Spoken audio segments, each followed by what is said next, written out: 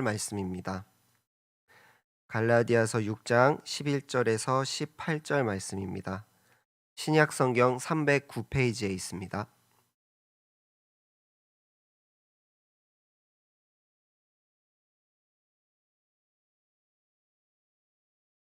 다 함께 교독하시겠습니다. 내 손으로 너희에게 이렇게 큰 글자로 쓴 것을 보라.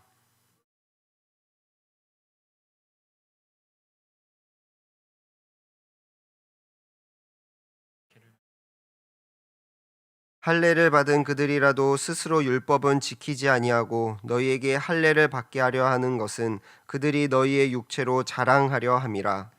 그러나 내게는 우리 주 예수 그리스도의 십자가 외에 결코 자랑할 것이 없으니 그리스도로 말미암아 세상이 나를 대하여 십자가에 못 박히고 내가 또한 세상을 대하여 그러하니라. 할례나 무할례가 아무것도 아니로되 오직 새로 지으심을 받는 것만이 중요하니라.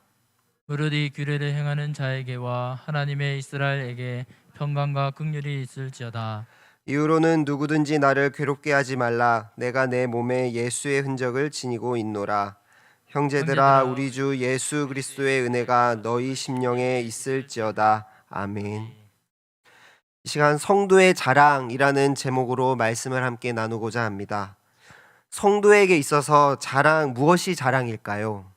자랑은 남에게 칭찬받을 만한 것이 있음을 드러내 말하는 것입니다.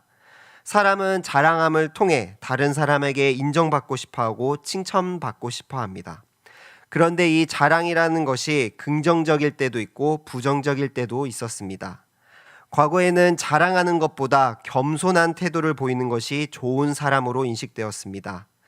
옛날에 자기 자신을 너무 사랑하거나 남편이 아이나 아내를 자랑하는 사람을 팔불출이라고 불렀습니다.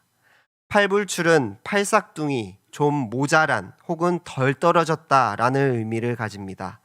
자랑하는 것이 겸손하지 못하고 자랑하는 것이 좀 모자라고 미련한 것으로 인식되었습니다. 그러나 몇 년 전부터 뉴스만 봐도 자신을 드러내고 잘 자랑하는 것이 실력이 되었고 스펙이라는 말까지 생기게 되었습니다. 자랑하는 것이 자신을 증명하는 방법이 되어버린 것입니다. 이러한 사회 속에서 성도는 무엇을 자랑함으로 자신을 증명할 수 있을까요? 오늘 말씀에서 사도 바울은 성도에게 자랑할 것이 있다라고 말씀합니다. 같이 말씀을 통해 성도의 자랑이 무엇인지, 우리의 삶에 자랑해야 할 것이 무엇인지 갈라디아서를 통해 함께 나누어 보겠습니다. 갈라디아서는 사도 바울이 갈라디아에 있는 여러 교회에 쓴 편지입니다. 사도 바울은 여러 교회들에게 편지를 썼습니다. 편지를 쓰는 이유는 그 편지를 받는 교회에 발생한 어려움을 위로하고 격려하거나 교회 안에 있는 문제가 발생했을 때 훈계하기 위해서였습니다. 갈라디아에 있는 교회들 또한 다른 교회들처럼 문제가 있었습니다. 지상의 교회마다 연약한 부분들이 있는 것이지요. 오늘 본문을 나눌 때 우리는 사도 바울이 갈라디아 교회를 위해서만 썼다고 생각하면 안 됩니다. 옛날 그 시대의 교회에게 쓴 편지가 우리와도 상관이 있기 때문입니다. 모세는 신명기를 통해서 40년의 광야 생활 후에 그 다음 후세대인 이스라엘에게 과거 부모 세대에게만 계명을 주신 것이 아니라 지금 너희들에게 지켜지게 하기 위함이다 라고 강조합니다. 가나안에 들어가서도 하나님의 계명을 지키고 앞으로 계속해서 자녀들에게 가르치고 전달되어야 한다는 것입니다. 오늘날 우리도 마찬가지입니다. 초대교회의 문제들은 시대가 변해도 여전히 교회 안에 남아 있습니다. 하나님께서는 말씀을 통해 우리에게 깨닫게 해주시고 알려주십니다. 과거의 갈라디아 교회에만 사도 바울이 이야기한 것이 아니라 오늘날 우리에게 적용되어질 말씀임을 기억해야 합니다. 오늘 말씀을 통해 우리 모두에게 적용될 살아계실 하나님의 말씀을 기억하며 은혜 받으시는 성도님들 되시길 소망합니다. 오늘 본문 11절에서 사도 바울은 내 손으로 너희에게 큰 글자로 쓴 것을 보라 라고 말합니다. 큰 글자라고 강조하는 이유가 무엇일까요?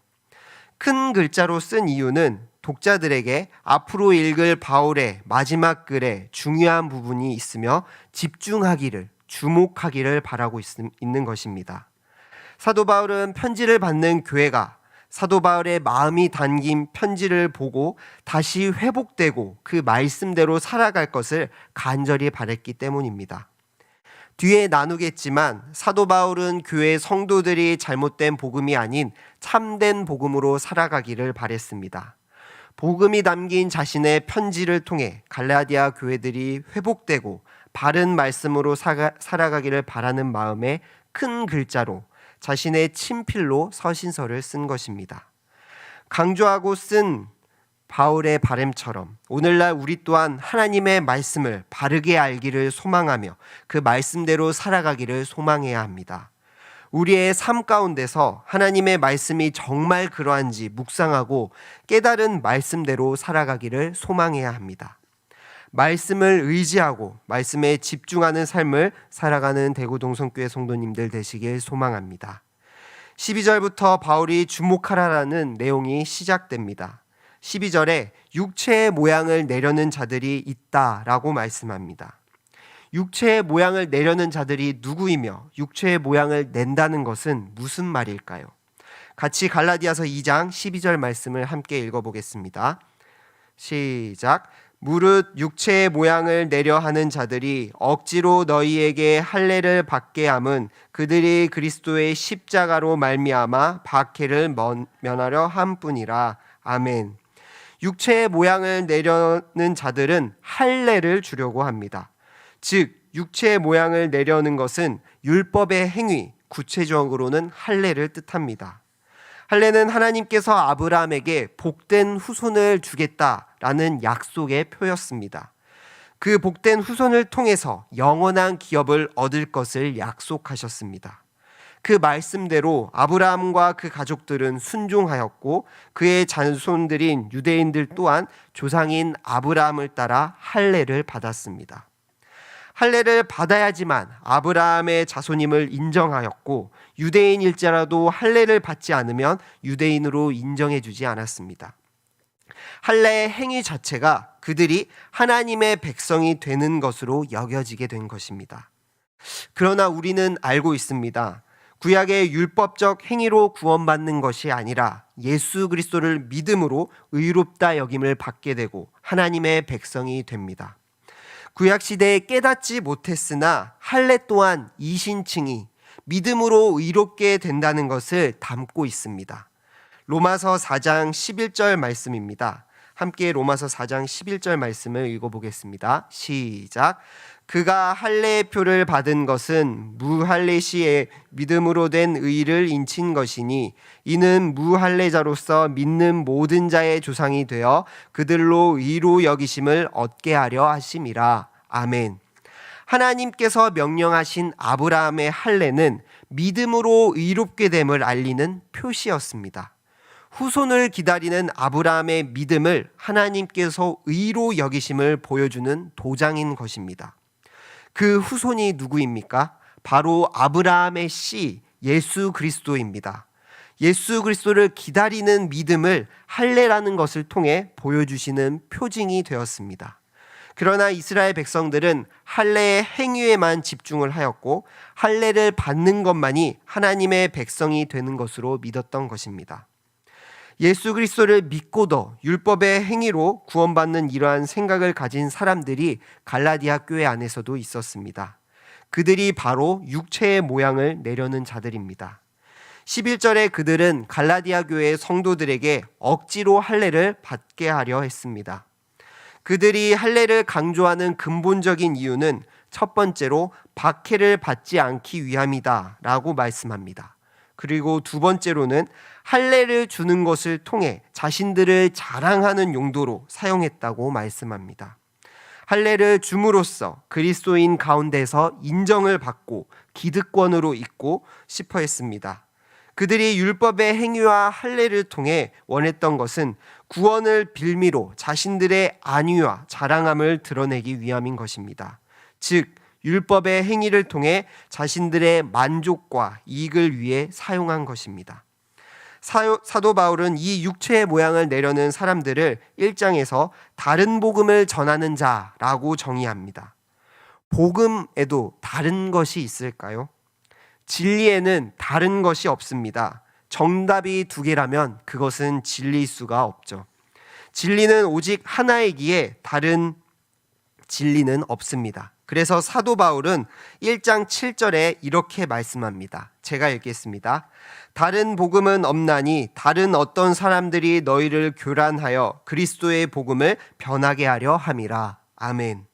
다른 복음은 없습니다. 그러나 이 다른 복음, 이것으로 인해 그리스도의 복음을 변하게 한다라고 말씀합니다.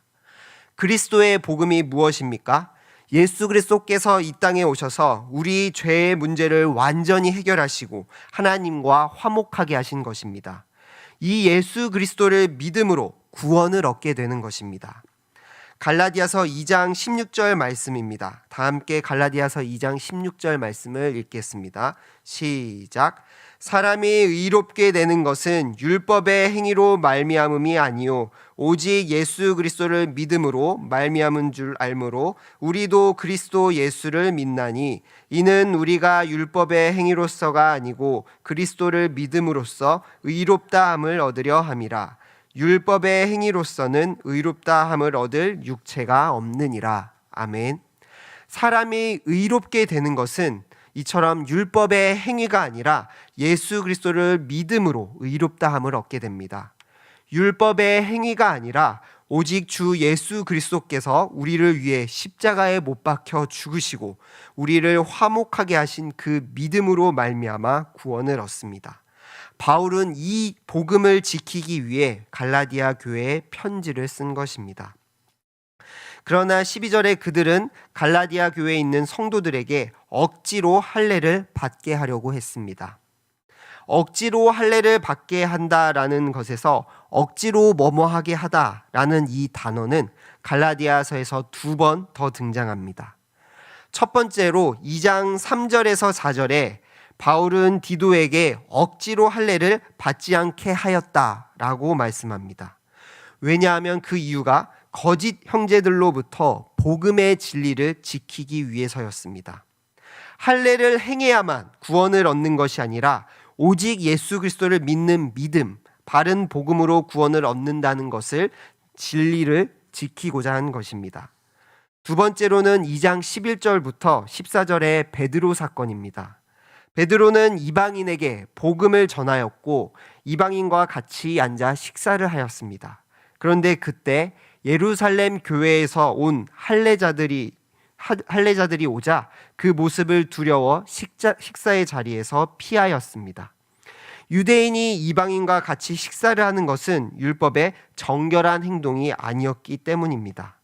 사도 바울은 이것을 보고 유대인답게 살지 않으면서 이방인을 억지로 유대인답게 살게 하려고 하냐라고 말하며 베드로의 외식함을 꾸짖었습니다. 외식함이 무엇입니까? 외식은 속과 겉이 다른 것입니다. 겉으로는 좋게 꾸미지만 실상 속은 틀린 것입니다. 이것을 신앙에 적용한다면 외식은 믿음에 맞는 행동, 믿는 대로 행동을 하지 않은 것입니다. 복음의 진리를 따라 바르게 행하지 않은 것입니다. 우리는 이를 통해 어떤 교훈을 얻을 수 있을까요? 성도가 자랑할 수 있는 것으로 첫 번째는 진리인 복음을 온전히 알게 되었다는 것입니다. 참된 복음을 안다는 것이 성도의 자랑이 되어야 합니다. 우리는 그 무엇보다 구원의 은혜를 입은 자들입니다. 참된 진리를 아는 자들입니다. 그 무엇과 바꿀 수 없는 진리를 알고 있다는 것은 놀라운 은혜입니다. 그렇게 우리는 참된 진리, 복음을 알고 그것을 지키며 또 바르게 전하며 살아가야 합니다. 우리 삶 가운데 하나님의 말씀이 온전히 이루어지고 있는지 집중해야 할 것입니다. 또한 육체의 모양을 내려는 자들처럼 하나님의 말씀이 율법의 행위가 되어 자기의 만족과 유익을 위해 사용되지 않도록 자신을 돌아보아야 합니다. 오늘날 교회에서 할례를 행하고 있지는 않습니다. 그러나 할례가 굳어진 율법의 행위를 대표한다면 우리의 모습들 가운데 형식적인 신앙생활이 있지는 않은지 돌아보아야 합니다. 자신의 모습 속에 굳어진 신앙생활 모습으로 인해 외식하는 모습이 있지는 않은지, 예수 그리스도를 믿고 말씀을 지키는 일을 자랑으로 여기는지 돌아보아야 합니다. 교회에 나오는 것, 교회에서 봉사하는 것들이 우리의 구원의 요소도 자랑의 요소도 될 수 없습니다. 하나님께 봉사하는 것, 하나님께 예배드리는 것은 구원받은 백성이 하나님이 주신 은혜에 감사함으로써 나아가는 자리임을 우리는 기억해야 합니다. 오직 예수 그리스도만이 우리의 구원으로 인도하는 참된 복음임을 성도는 기억하며 그것을 자랑해야 합니다. 참된 복음을 자랑으로 여기며 그 하나님의 말씀을 의지하며 자신을 돌아보기를 소망합니다. 예수 그리스도를 통해 우리에게 복음의 진리를 깨닫게 하시고 교회로 불러주신 그 은혜를 기억하며 날마다 말씀을 지키며 살아가시는 성도님들 되시길 소망합니다. 성도가 자랑할 수 있는 두 번째는 십자가 사건으로 말미암아 새로운 피조물, 새 사람이 되었다는 것입니다. 율법의 행위를 강조했던 자들이 율법으로 스스로를 자랑하려고 했다면 바울은 참된 그리스도인으로서 자신의 자랑이 무엇인지 14절 말씀에 보여주고 있습니다. 같이 14절 말씀을 읽어보도록 하겠습니다. 시작. 그러나 내게는 우리 주 예수 그리스도의 십자가 외에 결코 자랑할 것이 없으니 그리스도로 말미암아 세상이 나를 대하여 십자가에 못 박히고 내가 또한 세상을 대하여 그러하니라. 아멘. 바울은 그리스도의 십자가 외에 자랑할 것이 없다라고 말합니다. 바울에게 세상적으로 자랑할 것이 없어서 십자가밖에 자랑할 것이 없다고 말한 것일까요? 아닙니다. 바울은 우리가 잘 알고 있듯이 8일 만에 할례를 받은 정통 유대인이었습니다. 이스라엘 정통 베냐민 지파 사람으로서 히브리인 중에 히브리인이었습니다. 또한 아무나 가질 수 없는 로마의 시민권을 가진 자였습니다. 율법에 대해서도 너무나 잘 알고 또한 열심히 지켰던 사람입니다. 다메섹에서 예수 그리스도를 만나기 전까지 예수쟁이들을 잡아 감옥에 가두는 것을 통해 그가 얼마나 율법에 대해 열심이었는지 알 수 있습니다. 세상에서 볼 때 성공한 인생이요 그만한 능력이 있던 사도 바울은 자신이 자랑할 것이 십자가 외에 없다고 고백합니다. 그 이유가 무엇입니까? 14절에 그리스도로 말미암아 세상이 나를 십자가에 못 박히고 내가 또한 세상을 그러하였다라고 말씀합니다. 세상에 대하여 십자가에 못 박혔다라는 말이 무슨 말일까요? 이를 갈라디아서 2장 20절에서 잘 설명해 줍니다. 제가 읽겠습니다. 내가 그리스도와 함께 십자가에 못 박혔나니 그런즉 이제는 내가 사는 것이 아니요 오직 내 안에 그리스도께서 사시는 것이라. 이제 내가 육체 가운데 사는 것은 나를 사랑하사 나를 위하여 자기 자신을 버리신 하나님의 아들을 믿는 믿음 안에서 사는 것이라. 아멘. 성도는 예수 그리스도와 함께 십자가에 못 박혀 죽었습니다. 세상에 대하여 죽은 자입니다. 그렇기에 세상을 살아갈 때 나의 정욕대로 나의 자랑으로 사는 것이 아니라 내 안에 계신 예수 그리스도로 사는 것입니다.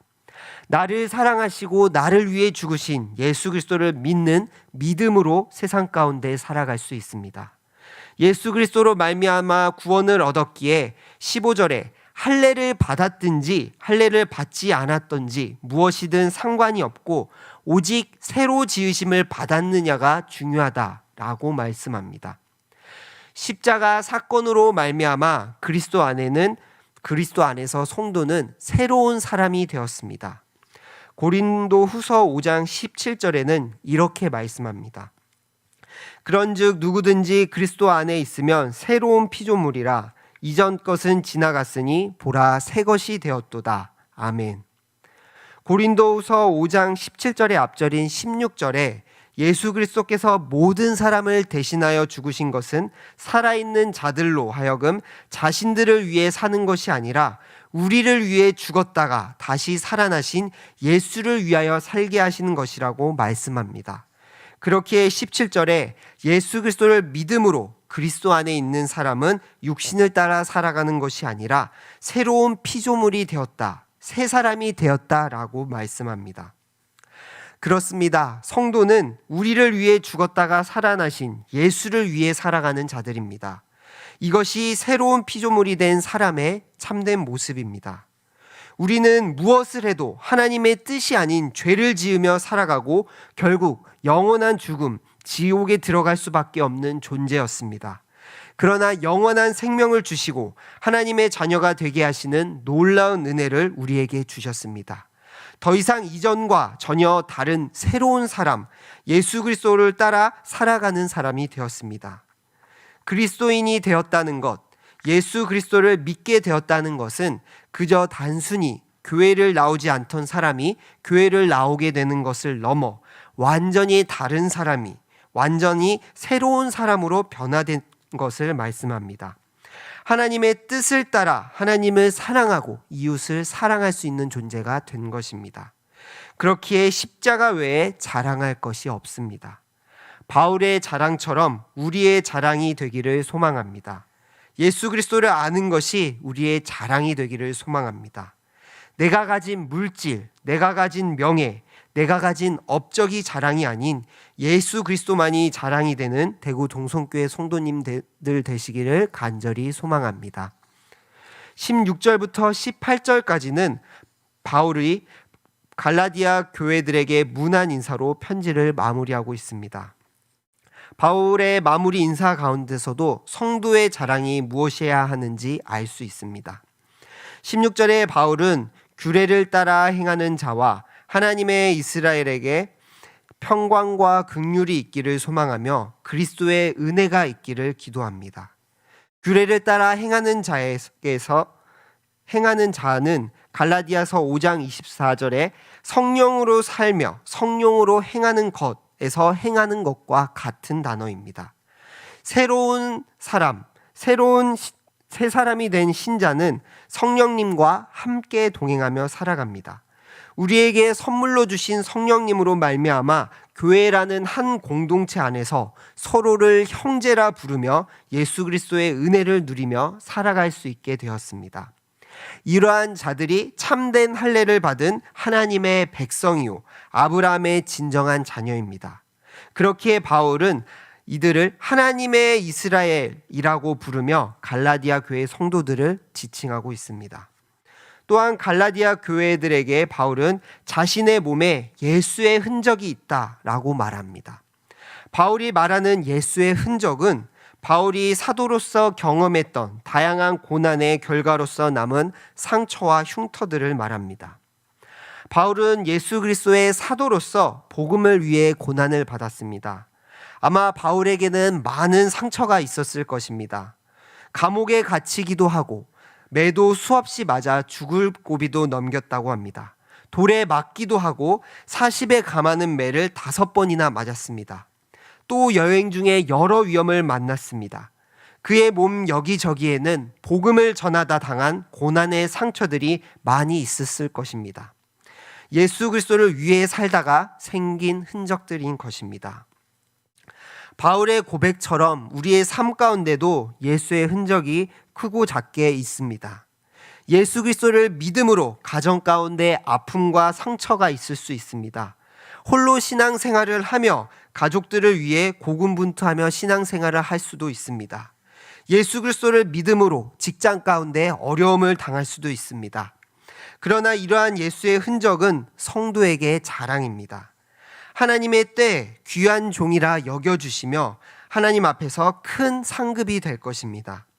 어려움과 고난 속에 낭망하지 않고 예수 그리스도를 통한 고난의 흔적이 성도에게 자랑임을 믿으시길 소망합니다. 참된 그리스도인에게 고난은 없을 수 없습니다. 늘 믿음과 현실 사이에서 투쟁하며 살아갑니다. 그러나 그 고난 가운데 우리는 혼자 있는 것이 아닙니다. 성령 하나님께서 우리와 동행하시며 위로와 더 나아갈 수 있는 길을 우리에게 알려주실 것입니다. 삶 가운데 신앙으로 인해 고난이 있을지라도 우리의 삶에 예수의 흔적이 있음을 감사하며 성령님과 동행하며 나아가시는 성도님들 되시길 소망합니다. 한 가지 책의 이야기를 소개해드리며 말씀을 정리하겠습니다. 딸에게 보내는 굿나잇 키스라는 책이 있습니다. 이 책은 노년의 아버지가 죽은 딸의 어린 시절을 생각하며 적은 책입니다. 죽은 딸에게 좀 더 잘해주지 못한 마음을 담은 편지글의 책입니다. 그 책의 저자인 아버지는 딸아이가 어렸을 때 처음 혼자 회전 목마를 타던 때를 회상하며 아이를 자랑스러워하며 이렇게 글을 썼습니다. 나는 내가 자랑스럽다. 그러고 보니 자랑의 지읒을 시읒으로 바꾸면 사랑이 되는구나. 딸 아이를 자랑하는 아버지의 마음은 딸을 사랑하는 마음일 것입니다. 이처럼 우리가 무엇을 자랑하는지를 볼 때 우리가 무엇을 사랑하는지, 무엇에 더 마음이 있는지 알 수 있습니다. 성도님들의 자랑이 예수 그리스도의 십자가이시길 소망합니다. 자신의 능력이나 자녀, 재물, 이룬 업적이나 그런 것들이 아니라 바로 예수 그리스도의 십자가가 성도님들의 자랑이길 소망합니다. 그 십자가는 우리를 향한 하나님의 사랑입니다. 하나님의 사랑으로 말미암아 우리가 구원의 은혜를 누리며 이 땅 가운데서 주님을 향해 달려가고 있습니다. 하나님의 사랑을 입은 우리 모두가 예수 그리스도의 자랑이 되기를 소망합니다. 믿음으로 날마다 예수 그리스도의 십자가를 자랑하며 살아가시는 성도님들 되시길 간절히 소망합니다.